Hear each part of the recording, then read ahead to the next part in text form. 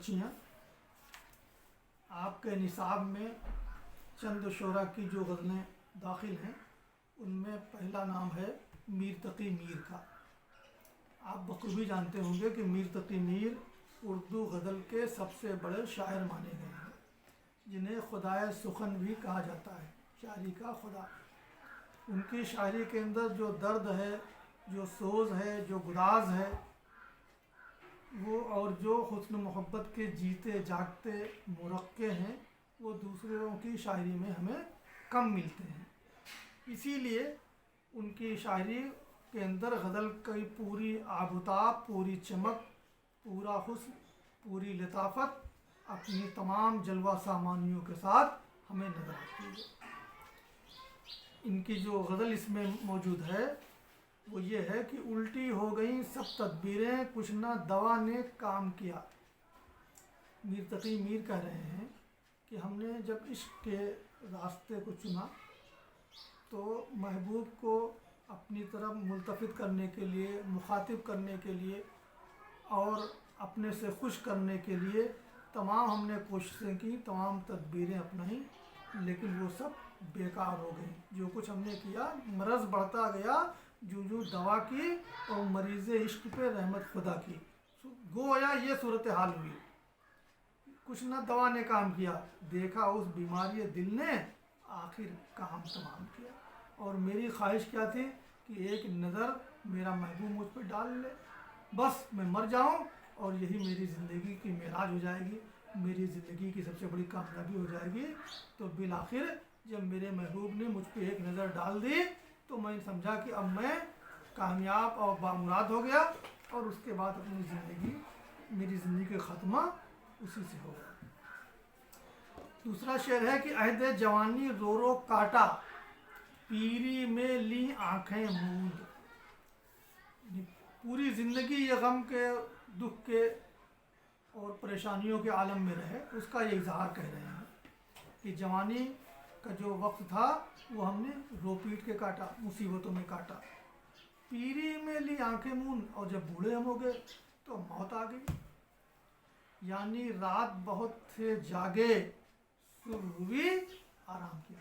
یعنی جوانی کے دنوں میں مصیبت کے ہم مارے تھے، ہم کو چین نہیں ملی، پریشانیوں سے ہم گھرے رہے، اس لیے ہمیں جب موت آئی اس کے بعد ہی ہمیں آسودگی ملی، ہمیں آرام کرنے کا موقع ملا۔ چونکہ لوگ کہتے ہیں نا کہ میر کی شاعری جو ہے وہ درد و غم کی شاعری ہے، یاس اور محرومیوں کی شاعری ہے، اسی کا اس میں اظہار ہے۔ ناحق ہم مجبوروں پر یہ تہمت ہے مختاری کی۔ اب اس کو آپ سمجھ لیجئے یہ خدا سے شکایت کر رہے ہیں، یعنی یہ محبوب حقیقی کی طرف مخاطب ہو کے یہ کہہ رہے ہیں۔ کیا کہہ رہے ہیں کہ ہم کو تو کہا گیا ہے کہ تم مجبور نہیں ہو، تم کو بھی اختیار دیا گیا ہے، لیکن سچائی یہ ہے کہ یہ ہم کو اختیار دینے کی جو یہ تہمت ہے، جو الزام ہے، اس میں کوئی دم نہیں ہے۔ ہم تو مجبور ہیں، کیونکہ چاہتے ہیں سو آپ کریں، ہم کو ابس بدنام کیا۔ محبوب حقیقی سے کہہ رہے ہیں، خدا سے کہہ رہے ہیں کہ جو آپ چاہتے ہیں وہی کرتے ہیں، آپ کی مرضی کے بغیر دنیا میں ایک پتا بھی نہیں ہلتا ہے، تو سارے چیزوں سے آپ کی مرضی کا تعلق ہے۔ آپ کی جو خوشی ہوگی، جو رضا ہوگی، اسی کے اعتبار سے پوری کائنات کا نظام چلے گا، اور ہم جو دکھ اور درد میں مبتلا ہیں یہ بھی تمہاری ہی مرضی سے ہو رہا ہے۔ تو اس لیے مجھے جب یہ کہا جاتا ہے کہ انسان کو بھی بااختیار بنایا گیا ہے تو ہمیں اس بات کے اوپر شک ہوتا ہے، ہم اس بات کی تردید کرتے ہیں۔ چوتھا شعر دیکھیے، یا کہ سفید و سیاہ میں ہم کو دخل جو ہے تو اتنا ہے۔ سفید اور سیاہ مطلب پریشانی، خوشی اور غم، نقصان اور نفع۔ سفید مانے سفید، سیاہ مانے سیاہ، لیکن اس کا جو معنی ہوں گے وہ یہ ہوں گے کہ اچھائی یا برائی، نفع اور نقصان۔ یہ اس کے معنوی جو توضیح ہے، وضاحت ہے، وہ یہ ہے کہ یہاں کے دنیا کے نفع اور نقصان میں، دنیا کے غم اور خوشی میں ہم کو کوئی خاص دخل نہیں ہے۔ جو بھی یہاں کا نظام ہے وہ اللہ تعالیٰ چلاتے ہیں اپنی مرضی کے حساب سے، हाँ बस हमको क्या करना है कि रात को रो रो सुबह किया, दिन को जूं तू शाम किया। ये रात हमारे ऊपर जब मुसीबत बन के आती है तो उसको रोते पीटते गुजारते हैं, और जब दिन निकलता है तो उसको भी किसी तरह गुजार के शाम करते हैं। यानी यही रोज़ व शब का सिलसिला चल रहा है, और इंसान जो है अपनी ज़िंदगी की गाड़ी को खींच रहा है, उसमें उसको ज़्यादा दखल नहीं है, बल्कि मजबूरियों का वो शिकार है। गोया कि मीर की पूरी शायरी जो है वो महरूमियों, मजबूरियों, नामुरादियों की जो एक दास्तान है उसी का इजहार ये गज़ल कर रही है। पांचवा शेर देखिए कि साइदे सीमी दोनों उसके हाथ में लाकर छोड़ दिए। साइद कहते हैं कलाई को, और सीमी माने है चांदी की तरह। ये चांदी की तरह हसीन कलाइयाँ जो हमारे महबूब की थी, उनको जो उसके हाथ की कलाइयों की खूबसूरती थी, उन कलाइयों को लाके हमने पहले पकड़ा और फिर बाद में छोड़ दिया। भूले उसके कौलो कसम पर हाय ख्याल खाम किया। यानी पहले हम उसकी बातों के ऊपर एतबार हमें हो गया कि नहीं वो हमें अपना महबूब बनाएगा, वो भी हमें अपनी मोहब्बत में गिरफ्तार करेगा, हमारी तरफ वो तवज्जो देगा। लेकिन आखिर में क्या हुआ कि उसने हमसे बेइतनाई बरती और उसने हमको धोखा दे दिया, फरेब दे दिया, और हम मोहब्बत में मारे गए। इस गज़ल के बाद मीर तकी मीर की एक दूसरी गज़ल है, वो भी इंसान की ज़िंदगी की नामुरादी, या समझ लीजिए कि जो एक लम्हाती, कहना चाहिए कि चंद रोज़ा ज़िंदगी है, ज़िंदगी की कोई सच्ची हकीकत नहीं है, उस चीज़ का इजहार करती है। वो गज़ल ये है कि हस्ती अपनी हबाब की सी है। हस्ती माने ज़िंदगी, हबाब माने बुलबुला। यानी हमारी ज़िंदगी जो है वो पानी के बुलबुले के मानिंद है। पता नहीं किस वक्त वो बुलबुला टूट जाए, पता नहीं किस वक्त हमारी ज़िंदगी ख़त्म हो जाए। ये नुमाइश शराब की सी।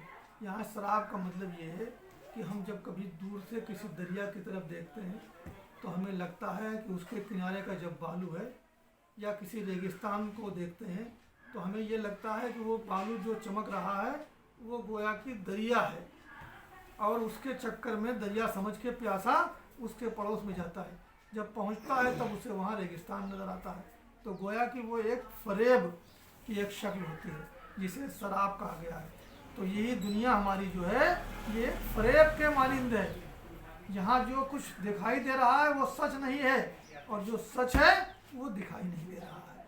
इसलिए इंसान को दुनिया के ज़ेरो बम में, दुनिया के रौनकों में गुम होके इसके धोखे में नहीं आना चाहिए। नाजुकी उसके लब की क्या कहने, बेमिसाल शेर है, जिसकी नज़ाकत, जिसकी नुदरत की कोई इंतहा नहीं है। कह रहे हैं कि हमारे महबूब के होठों की जो नज़ाकत है उसकी हम किसी तरह से तारीफ़ ही नहीं कर सकते। वो बेइंतहा नाजुक हैं, यहाँ तक कि वो उनकी नज़ाकत की तशबीह दे रहे हैं। पंखुड़ी एक गुलाब की सी है। यानी गुलाब के फूलों की जो एक पंखुड़ी होती है, जो गुलाब के फूल की एक पत्ती होती है, जितनी वो नर्म और नाजुक होती है, उतने ही नर्म और नाजुक हमारे महबूब या हमारे माशूक के होंठ हैं। खोल है, यानी तुम्हें इस दुनिया के बाद जो आलम आखिरत की शुरुआत होने वाली है, शायर कह रहा है कि तुमको चश्मे दिल की आंखें खोल के उसकी फ़िक्र करनी चाहिए, उसको देखना चाहिए। आखिरत की तुम्हें फ़िक्र करनी चाहिए, उसकी तैयारी करनी चाहिए, क्योंकि ये दुनिया, यहाँ की औकात, यहाँ का वक्त जो है वो ख्वाब के मानिंद है। जिसमें ख्वाब में हम जो देखते हैं, जो सुनते हैं, वो हकीकत नहीं होती है, वैसे ही इस ज़िंदगी की कोई हकीकत नहीं है, इस दुनिया की कोई हकीकत नहीं है।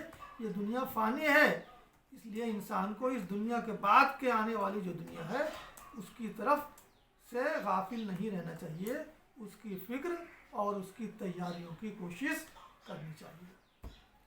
फिर देखिए एक बहुत आशिकाना शेर है इनका, बेइंतहा नुदरत लिए हुए, नयापन लिए हुए।